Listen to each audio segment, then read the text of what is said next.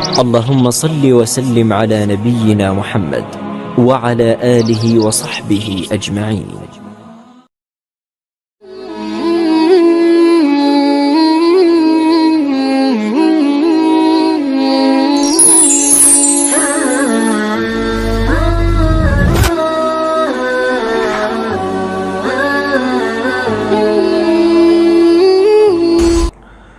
بسم اللہ الرحمن الرحیم والصلاة والسلام علی رسول اللہ وعلی آلہ واصحابہ ومن تبعہم بإحسان الی یوم الدین اما بعد فاعوذ باللہ من الشیطان الرجیم والذین جاءوا من بعدہم یقولون ربنا اغفر لنا ولإخواننا الذین سبقونا بالایمان ولا تجعل في قلوبنا غلا للذين آمنوا ربنا انك رؤوف رحیم۔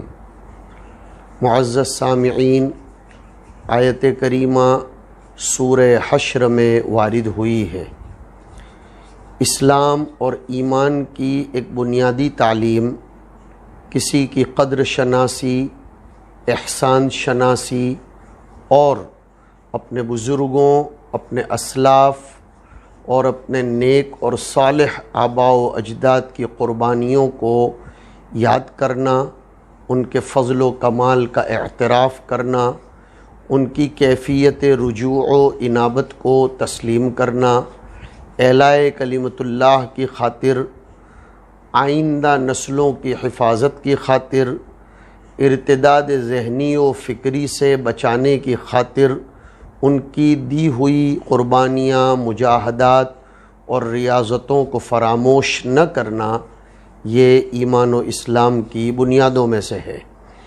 چنانچہ قرآن کریم نے اس آیت کریمہ میں فرمایا کہ کامیابی حاصل کرنے کے لیے اور مفلحین، متقین اور کامل مؤمنین بننے کے لیے ضروری ہے کہ ہم اپنے گزرے ہوئے بزرگوں اور باپ دادوں، اپنے اسلاف کی مغفرت کے لیے تو دعا کریں لیکن ساتھ میں یہ بھی دعا کریں کہ لا تجعل فی قلوبنا غلا للذین آمنوا، کہ اللہ ہمارے دلوں میں گزرے ہوئے سابق اسلاف، ہمارے واعظین، مرشدین، مبلغین، مجاہدین، جنہوں نے بھی اللہ کے رسول کے دین اور ان کے ایمان ہوئے گلشن کی آبیاری کے لیے، اس کو سربلند کرنے کے لیے اور اس کو دنیا کے سامنے صداقت کے ساتھ ثابت کرنے کے لیے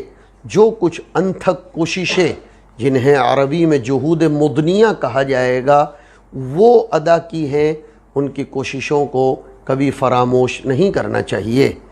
مولانا علی میاں صاحب رحمۃ اللہ علیہ فرمایا کرتے تھے کہ اس قوم کی تباہی یقینی بن جاتی ہے جو قوم آنے والی نسلوں کو اپنی پچھلی نسلوں سے کاٹ دیتی ہے اور ان کے بارے میں مزعومات فاسدہ اور تخیلات باطلہ میں اپنی آنے والی نسل کو مبتلا کر دیتی ہے۔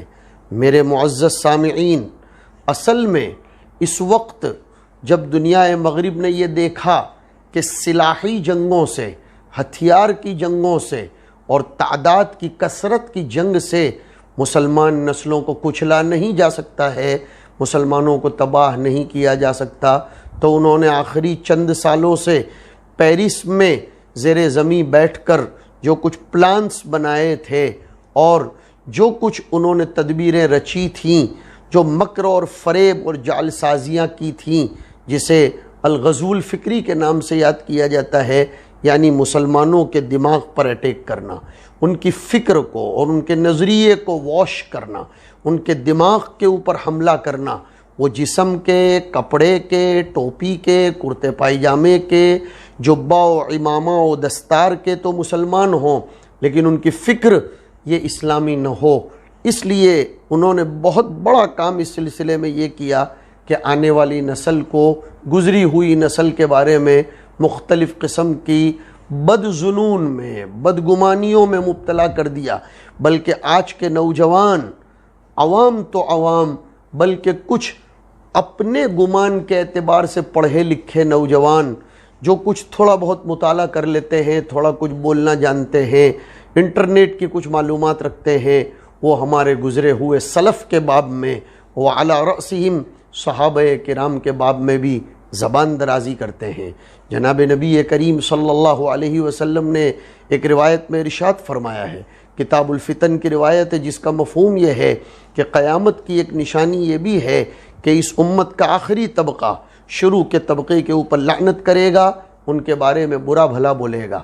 آج کے بہت سے نوجوان اپنے ماضی قریب یا ماضی بعید کے گزرے ہوئے بزرگوں کے بارے میں بنداس بلا سوچے سمجھے تبصرہ کرتے ہیں، بلکہ کبھی کبھی یہ کہہ دیتے ہیں کہ انہوں نے صرف تصوف کی راہوں میں چادریں بچھائیں، انہوں نے صرف نمازوں پر محنت کی، انہوں نے صرف عبادات پر محنت کی، نظام الہی قائم کرنے کی کہاں محنت کی۔ میرے بھائیوں، یہ بولنے کے اعتبار سے تو زبردست جملہ ہے، لیکن حقیقت سے کوسوں دور اور معنویت سے بالکل خالی اور عاری ہے۔ میں آپ سے ایک سوال کرتا ہوں کہ اگر کوئی یہ کہے کہ امام ابو حنیفہ رحمۃ اللہ علیہ نے سیاست میں ہاتھ کیوں نہیں بٹایا، امام ابو حنیفہ رضی اللہ تعالی عنہ نے خلافت قائم کرنے کے لیے کوئی محنت کیوں نہیں کی، روئے زمین پر اللہ کا نظام قائم کرنے کے لیے انہوں نے سیاسی اعتبار سے کوئی محنت کیوں نہیں کی، تو ہم ان سے یہی سوال کریں گے اور ان کے منہ پر ایک تماچا دیتے ہوئے یہ کہیں گے کہ اگر آپ نے خلافت سماوی، خلافت الہیہ قائم کر بھی دی، لیکن نماز کے مسائل کسی کو نہیں بتائے اور اسلامی معاشرے کو قائم رکھنے کے نظام کو اور اس کے دستور کو اور اس کے قوانین کو نہیں بتایا، تو پھر ایسی خلافت کس کام کی؟ خلافت کا اصل مقصد تو یہ ہے کہ اللہ کے نظام کو، اس کے دستور کو، اس کے قانون کو دنیا میں نافذ کیا جائے۔ مقصد یہ ہے۔ اصل گڑبڑ جہاں ہوئی ہے وہ یہ ہوئی ہے کہ ذریعے کو مقصد بنا لیا گیا یا بتا لیا گیا اور مقصد کو ذریعہ بنایا اور بتایا گیا۔ آئیے میں آپ کو آیت استخلاف کے سامنے کھڑا کرتا ہوں۔ اللہ تعالیٰ فرماتے ہیں وعد اللہ الذین آمنوا منکم وعملوا الصالحات لَيَسْتَخْلِفَنَّهُمْ فِي الْأَرْضِ كَمَا اسْتَخْلَفَ الَّذِينَ مِنْ قَبْلِهِمْ وَلَيُمَكِّنَنَّ لَهُمْ دِينَهُمُ الَّذِي ارْتَضَىٰ لَهُمْ وَلَيُبَدِّلَنَّهُمْ مِنْ بَعْدِ خَوْفِهِمْ أَمْنًا۔ مقصد کیا بتایا؟ يَعْبُدُونَنِي لَا يُشْرِكُونَ بِي شَيْئًا۔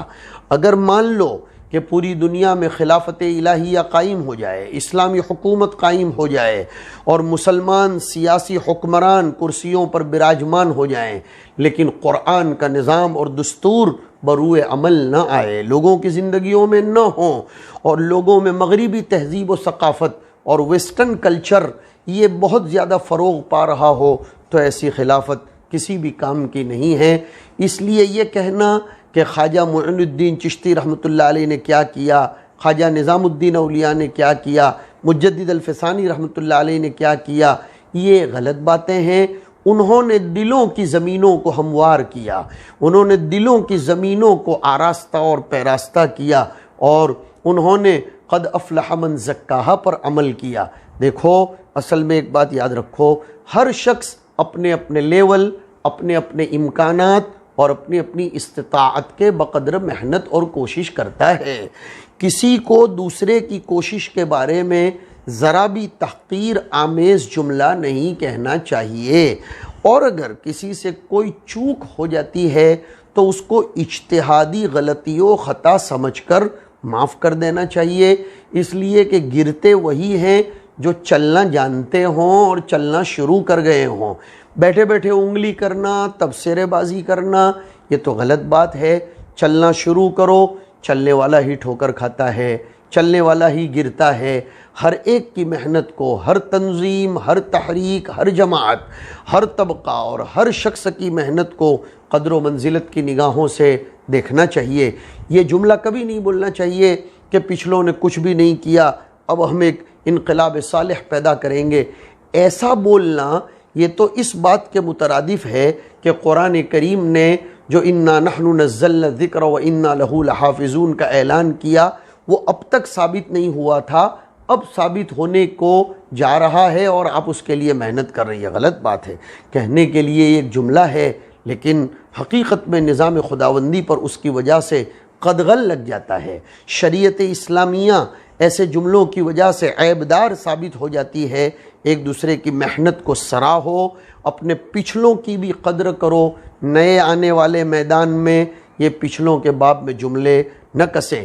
ابن تیمیہ رحمۃ اللہ علیہ نے بڑی زبردست بات لکھی ہے، بہت قیمتی بات لکھی ہے کہ آج تک کبھی کوئی سنت ایسی نہیں ہے جس پر پوری دنیا میں کہیں نہ کہیں عمل نہ کیا گیا ہو۔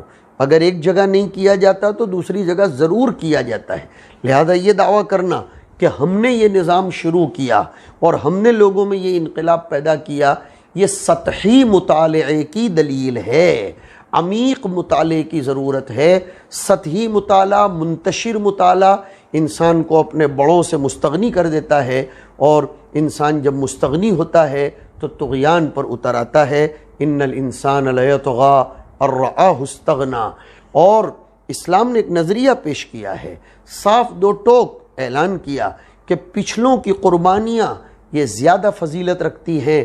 فرمایا صحابہ کے باب میں بھی، لا یستوی منکم من انفق من قبل الفتح وقاتل اولئک اعظم درجۃ من الذین انفقوا من بعد وقاتلوا۔ علامہ اقبال رحمۃ اللہ علیہ نے جیسے کہ کہا ہے کہ جہاں میں ہیں اہل ایمان صورت خورشید جیسے، جہاں میں ہیں اہل ایمان صورت خورشید جیسے، ادھر ڈوبے ادھر نکلے، ادھر ڈوبے ادھر نکلے۔ تو حقیقت میں نبی کریم صلی اللہ علیہ وسلم فرماتے ہیں، لا تزال طائفۃ من امتی منصورین علی الحق لا یضرهم من خذلهم۔ تو کوئی بھی جماعت اور تنظیم اپنے باب میں یہ دعویٰ نہ کرے کہ ہم نے ہی اس کو شروع کیا ہے، دوسروں نے آج تک اس کی طرف کوئی سر منہ التفات نہیں کیا۔ حقیقت میں یہ غلط نظریہ ہے۔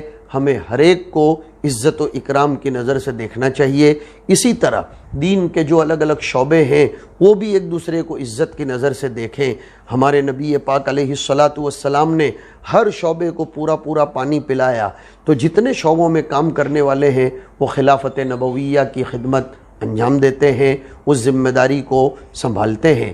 رفاہ عام کے کام کرنے والے، ہاسپٹلوں اسکولوں کو بنانے والے، نسل انسانی کی تعمیر اور اس کے باب میں فکر کرنے والے، مدارس و مساجد و مکاتب و تبلیغ اور دعوت و ارشاد کا کام کرنے والے، سب ایک دوسرے کو عزت کی نگاہ سے دیکھیں۔ اسلام ہی کی ساری تنظیمیں اور ساری تحریکیں خدمت کرتی ہیں۔ ایک آدمی سب کچھ نہیں کر سکتا ہے۔ کوئی اعلاء کلمت اللہ کا کام وعظ و تقریر سے کرتا ہے، کوئی تصنیف و تالیف سے کرتا ہے، کوئی اقامت المدارس سے کرتا ہے، کوئی بناء المساجد سے کرتا ہے، کوئی دعوت و تبلیغ سے کرتا ہے، کوئی خلق خدا کی نفع رسانی کے کاموں کے ساتھ کرتا ہے۔ تو میں آج کے اس مختصر سی مجلس میں یہی پیغام دینا چاہوں گا کہ اپنے پچھلوں کے بارے میں اپنے ذہن کو پاک اور صاف رکھو۔